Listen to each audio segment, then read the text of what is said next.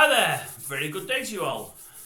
Okay then, couple of quick ones for today. What should we go with today? We'll go with sport to start with, and for a change we won't go down the Manchester United route.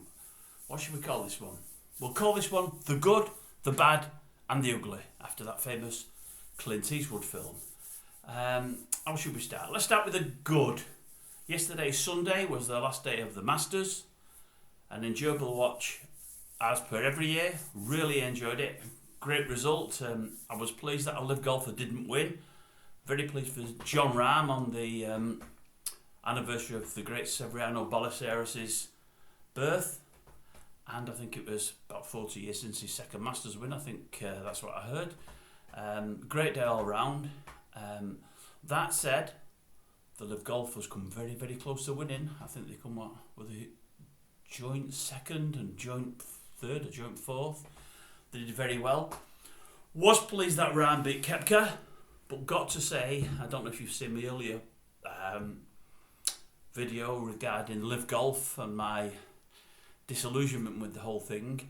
I did mention on that video I was sorry to see Phil Mickelson go. Mickelson was one of the, I think the first, if not the first, to go over to live golf. I sort of understood why, but I was gutted to see him go. Gotta say, as I think I said on that video, I'm pretty sure I did, I love Phil Mickelson. That's why I was more disappointed he went than most anybody else, because he's been my favourite for many a year. Didn't want to live golfer to win the Masters on Sunday. That said, if it had been Mickelson, I'd have been over the moon. I thought he was absolutely brilliant. For a 52-year-old to play as he did, especially on the probably the last 6 holes, sensational. He was going shot for shot with Jordan Spieth, who was on fire. Most of his approach shots were better than Spieth, but Spieth kept pulling put out to stay with Mickelson. Sensation, was absolutely brilliant. So Phil Mickelson, well done. After showing virtually no form all year, doing nothing whatsoever and being written off in all quarters, fantastic. There's the good. The bad, let's go for one of the Premier League's supposed top teams. They haven't been performing as a top team of late. That's Chelsea. What's happening there? What's this Bowley doing? He's signing player after player after player, most of we've never heard of. None of them seem to be cutting it. He brings in a proven English manager in Potter who was doing a fantastic job at Brighton. Maybe Brighton's just different than most everywhere else, because I think the chairman's a fantastic guy and really tends to know what he's doing. I think the data that they run and the analytics are fantastic, and they're putting them ahead of most clubs. They're doing a great job in the background there, but they still had a good manager in Potter. Did a really good job. Went to Chelsea. Maybe the job was a little too big for him. I don't know. It's a big step up from Brighton up to Chelsea. For all, you wouldn't think that looking at the league this year.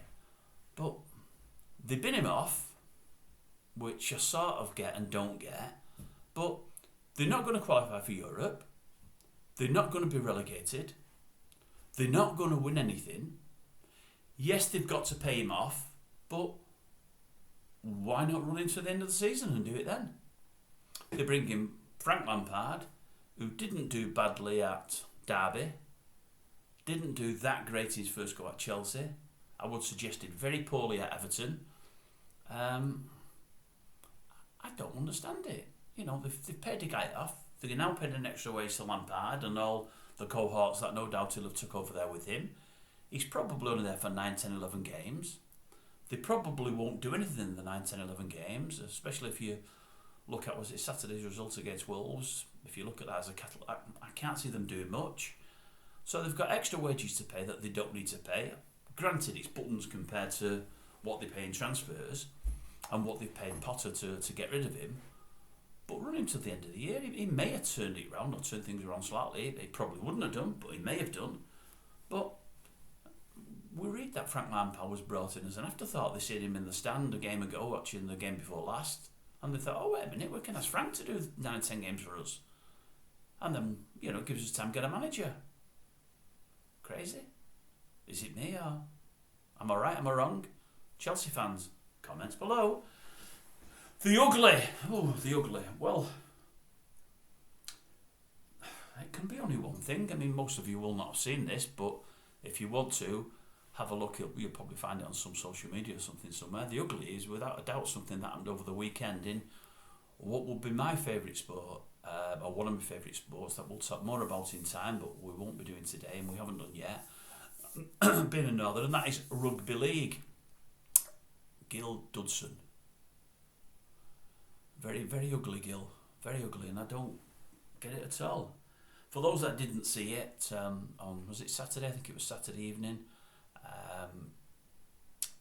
In France, the Catalan Dragons were playing the Warrington Wolves. Very close game. Warrington heavy favourites on the back of the starts of the season, on the fact that Catalans had some players missing. Very close game. Catalan played well above themselves, considering they had people out. Played really, really well. A credit to the coaching staff and all the fans. Absolutely fantastic. Warrington not so good. No doubt they'll play better when they need to, and they have been going well. But with probably 15-20 minutes ago, Dudson decided, for no reason whatsoever, to banjo an opposing player. But what Dudson did, he picked on a player half his size to start with, which isn't ideal. It hit him for absolutely no reason, which again isn't ideal. It happens in rugby. You're not supposed to do it, but it happens. You normally get sent off because it's like football. All these cameras everywhere, you can't miss it. Even if you do a sneaky punch. This was sneaky in that it was really, really cowardly and awful what he did. But you didn't need cameras to see it. It just couldn't be missed. He waited till the guy's on the floor, the opposing winger, who, as I say, is half his size. He's got two Warrington players tackling this guy, so he's virtually holding him down. The guy can't go nowhere. And with the guy's head on the turf, Dudson decides to come in as the third tackler where the third tackler wasn't needed. And as he's getting up, he thinks, wait a minute, there's a good chance here. There's a face for it here. I might as well just punch him. I might as well just give him one while he's on the floor there. And, hey-ho, that's what he did. The guy's head's on the floor. He's looking up. He doesn't expect a punch to come. Had he known it was coming, he wouldn't have been able to move out the way because he's got two guys holding him down, so it's a free punch if you like. And the guy just smashed him right in the face. It's a 6 or 8 game ban sort of straight away. His team won the game in the end, Warrington. How they did, I don't know. They held out brilliantly considering they lost one man. You would have expected him to lose the way Catalan were playing and the fact that Warrington were down to 12 men. He smirked as he went off the field, which will probably add another couple of games to his ban. Just crazy. Crazy. My take on the thing is I wish his coach, and it doesn't tend to happen in rugby league, it doesn't happen in football, it doesn't happen anywhere anymore, and I do stress anymore there. I would have hoped his coach would have come out and said, look, that wasn't what we coached the boys to do. That wasn't what I want to see. This rough play, this bad play, this dirty play, but that was plain thuggery. I don't want to see it again. We're not going to do anything internally to Mr. Dudson disciplinary-wise because the disciplinary panel will take care of that. There's no problem there, although we're going to lose him for a lot of games now, which isn't ideal on the back of losing another player who's recently gone back home to Australia before his contract has run out because he was homesick.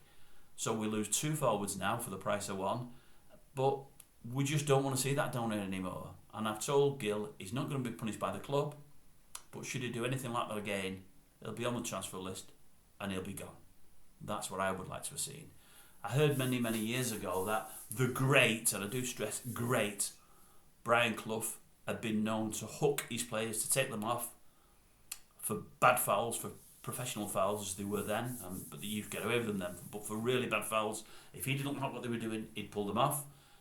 And also if they were going down, I mean, this in football is a common practice nowadays. We're going to tackle that later this week or next week. This feigning injury, falling to the floor, this craziness that's crept into football over the last 10 or 15 years. If you were diving, he'd say, well, you're not good to me on the floor, you can't do any good to me on the floor, come on off, let's put somebody on who wants to play. I would have hoped that Paul would have done something similar. You know, called his player out, said it for what it was. You know, it was thuggery, but it was cowardly. We don't want to see it on a rugby field. I mean, it's the greatest game of all for aggression, controlled aggression, passion, men playing as men, and I'm not being at all derogatory to women. Women play rugby league now, and I actually watch some games, and I quite like it. I didn't expect to. I was surprised to like it, but There's some great women play rugby league, they really are, and they play it hard and tough as well. But you don't see them knocking 7 balls at one another while somebody's on the floor. It's just not done. It was awful. So that's me ugly for the weekend. So the good, Phil Mickelson, brilliant Phil, absolutely fantastic. The bad, the debacle is currently Chelsea. And the ugly, Mr. Dudson, you're the winner on that one, sir. And that's it for me for today.